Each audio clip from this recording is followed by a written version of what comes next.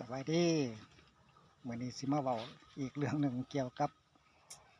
ทรัมป์เนาะโดนัลด์ทรัมป์อ่าที่มีแผนจะไปยึดเกาะกรีนแลนด์ของนอร์เวย์แล้วการที่ทรัมป์บอกว่าจะผนวกเอาเกาะกรีนแลนด์นี่มันบ่แม่นเรื่องที่ทรัมป์จะเว้าเล่นเด้มันเป็นเรื่องที่เอาจริงเอาจังปัจจุบันนี่ก็มีทีมงานของสหรัฐนี่ส่งส่งไปแล้วไปสำรวจไปถามถามไปอีหยังจักอย่างอ่าแล้วก็มันก็เฮ็ดให้ยุโรปนี่เจ็บเส้นอย่างหนักเกี่ยวกับการเคลื่อนไหวตัวนี้เป็นหยังจริงอเมริกาจึงอยากได้เกาะกรีนแลนด์เนาะก็ย้อนว่ามันมีจุดดีอยู่2-3อย่างนะครับที่ที่ดีที่สุดเกาะกรีนแลนด์นี่เป็นเกาะที่ใหญ่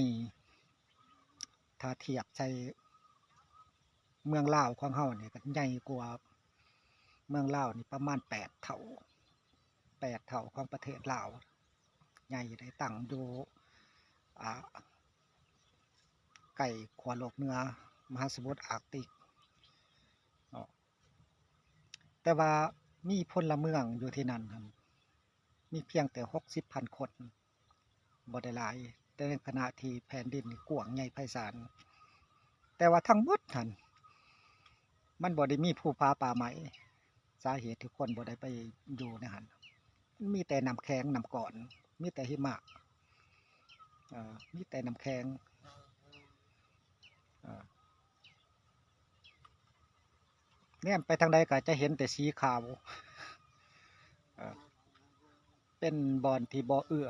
ต่อการอยู่อาศัยแต่ว่าจุดดีหลักๆแท้ๆก็แม่นทรัพยากรใต้ดินใต้น้ำแข็งหั่นมันหลวงหลายมากมายมหาศาลเนาะบ่ว่าจะเป็นก๊าซธรรมชาติหรือว่าน้ำมันหรือว่าแร่ธาตุต่างๆมหาศาลแล้วก็เฮ็ดให้สหรัฐนั้นหมายตามาโดยตลอดจุดนั้นและจุดหนึ่งอีกที่สำคัญสิ่งหนึ่งอีกที่สำคัญที่สุดสำหรับอเมริกานี่ถ้าหากว่าได้เกาะกรีนแลนด์นั้นไปมันจะเป็นการตัดประตูอ่าตัดประตูของรัสเซียที่จะเข้ามาเบื้องอาร์กติกเพราะว่าที่นั่นน่ะมันเป็นเส้นทางเดินเรือสายใหม่ที่รัสเซียกำลังสร้างเนาะเพราะว่ารัสเซียนี่มีจุดแข็งบนว่าเขาสามารถสร้างอันกำปั้นตัดน้ำแข็งหั่นนะตัดน้ำก้อนเอ่อเขาสามารถสร้างตัวนั้นได้ดีสามารถตัดไปแล้วก็ให้เรือเป็นทางให้เรือแล่นได้สะดวกเนาะถ้าบ่ซั้นคันบ่มีการสร้างทางตัวนั้นแล้วมันจะเรือก็บ่สามารถแล่นผ่านได้เพราะว่าสันน้ำแข็งในทะเลมันหนาหลายเมตรหลาย10 เมตรบางบ่อนก็หลาย10 เมตรก็เรือบ่สามารถแล่นได้และรัสเซียมันมีความสามารถในตัวนี้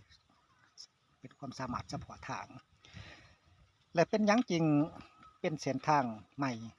ที่ดีกว่าก็ย้อนว่าเส้นทางที่พวกเขาใส่กันอยู่ปัจจุบันนี้ระหว่างมหาสมุทรแปซิฟิกไปสู่มหาสมุทรอินเดียโขงไปยุโรปนี่เส้นทางตัวนี้มันไกลคนตะเวนออกอย่างบรรดาประเทศตะเวนออกคือ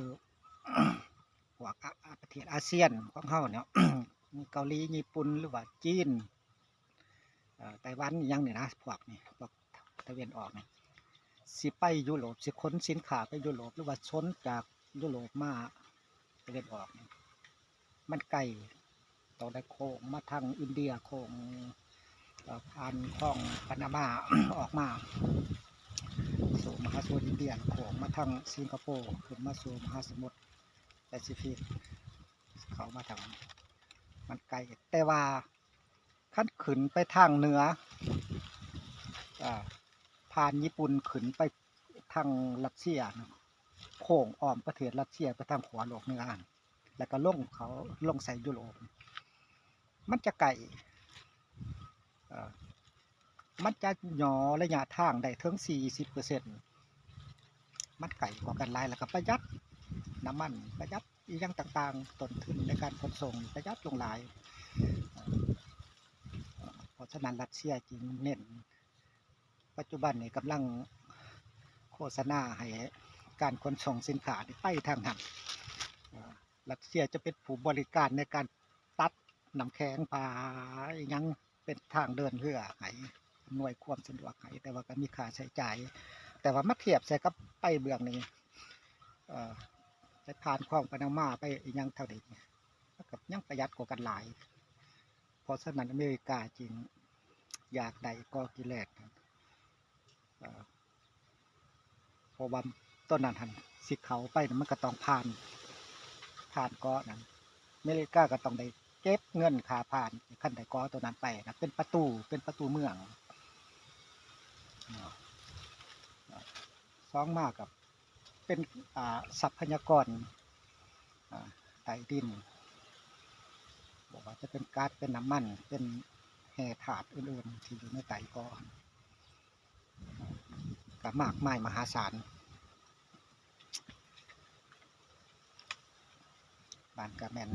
สาเหตุที่ว่าเป็นยังทำจริงไม้หมันปั่นมือจะเอาก็กิเลนให้ได้ และวางวันก่อนเนี่ยก็รัฐมนตรีการต่างประเทศของฝรั่งเศสก็ออกมาแถลงว่าเป็นเรื่องที่หับบ่ได้ก็เป็นเรื่องที่หับบ่ได้ที่ทำจะฝ่าพื้นระเบียบของโลกไปชุดเอาประเทศใดประเทศหนึ่งโดยเฉพาะเป็นยุโรปซึ่งเป็นเก่าเอิ้นว่าดินแดนอารยธรรมดินแดนที่เจริญแล้วพัฒนาแล้วกฎหมายอีกอย่างต่างๆสมบูรณ์แล้วคนมีอารยธรรมแล้วจะไปเฮ็ดอีกอย่างในหันสร้างความวุ่นวายนะฮะก็เป็นเรื่องที่ยับบ่ได้เมื่อก่อนกะนายก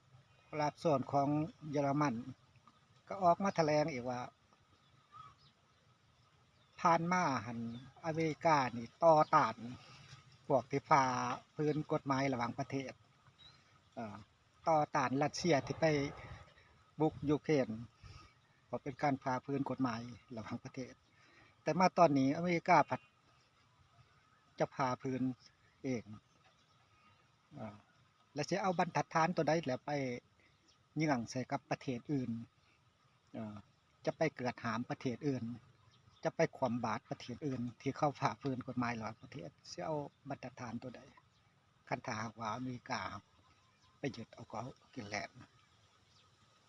ก็เป็นเรื่องที่หับบ่ได้เยอรมันก็จะต่อต้านสุดความสามารถต่อเหตุการณ์ตัวนี้แต่ว่าสุดท้ายแล้วคันว่า